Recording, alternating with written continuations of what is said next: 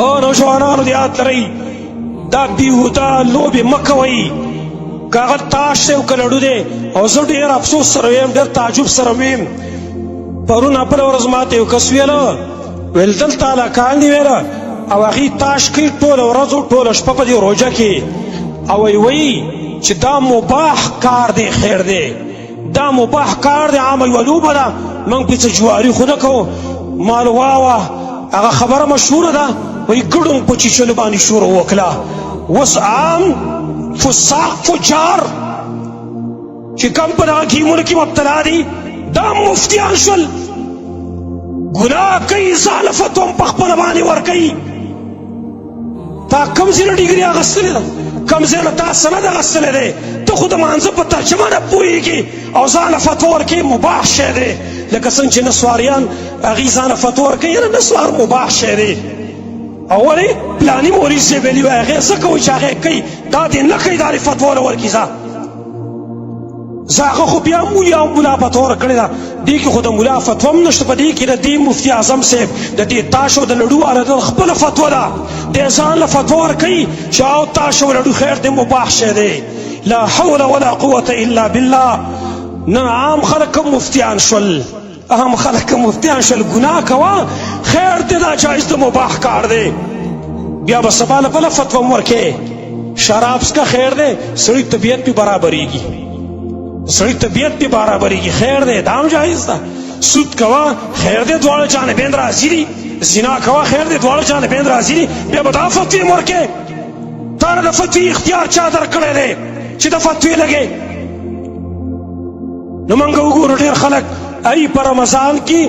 روژه لنډوي په تاش باندې په لډو باندې په پبجي گیم باندې په دې شیانو باندې روژې لنډوئ تاسو زما وروڼو دا معمولي خبرې مه ګڼئ زمونږ دا خبرې معمولي خبرې مه ګڼئ زمونږ خپلې خبرې نه دي دا د الله او د رسول خبرې دي رسول الله صلی الله علیه وسلم فرمایلي مخکې دور کې هم څه ګیمونه کېدل لوبې به کېدلې یو ته به نردشیر وې شطرنج به ورته وې او نور قسمه قسم ګیمونه چې کوم د لډو په شکل باندې دا زمری چې ورته وایي خلک د دغې په شکل باندې دا ګیمونه به کېدل دی په باره کې رسول الله صلی الله علیه وسلم څه فرمایلي حدیث صحیح مسلم کې راغلی دی نبی صلی الله علیه وسلم فرمایلي من لعب بالنردشیر فکأنما غمس یده فی لحم خنزیر ودمه چا چې په نردشیر باندې لوبه وکړه نردشیر دا خاص قسم لوبه ده پای کې کاڼي او پای ګټ مټ کېږي لکه څنګه چې دا لډو دی چا چې په نردشیر باندې لوبه وکړه رسول الله صلی الله علیه وسلم فرمایي گویا کې دې سړي د خنزیر په وینه کې د خنزیر په غوښه کې خپل لاس ککړ کړه څومره خطرناکه خبره ده رسول الله صلی الله علیه وسلم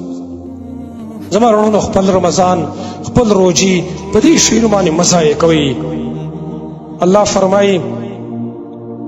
یا ایها الذین آمنوا اتقوا الله ولتنظر نفس ما قدمت لغد واتقوا الله ان الله خبیر بما تعملون ای ایمان ولو د الله نه ویریږئ سبا نن څه تیار کړي دي فکر وکئ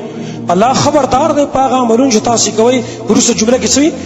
ولا تکونوا کالذین نسوا الله فانساهم انفسهم مه کېږئ په شان تر خلکو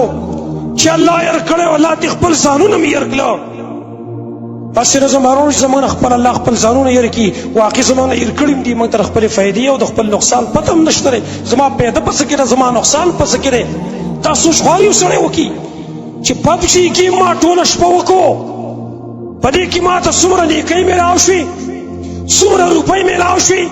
څومره بدن ته طاقت میلاو شو قسم په الله یو شی هم پکې نشته دی صرف او صرف زیاده وقت ته وقت ضایع کول دي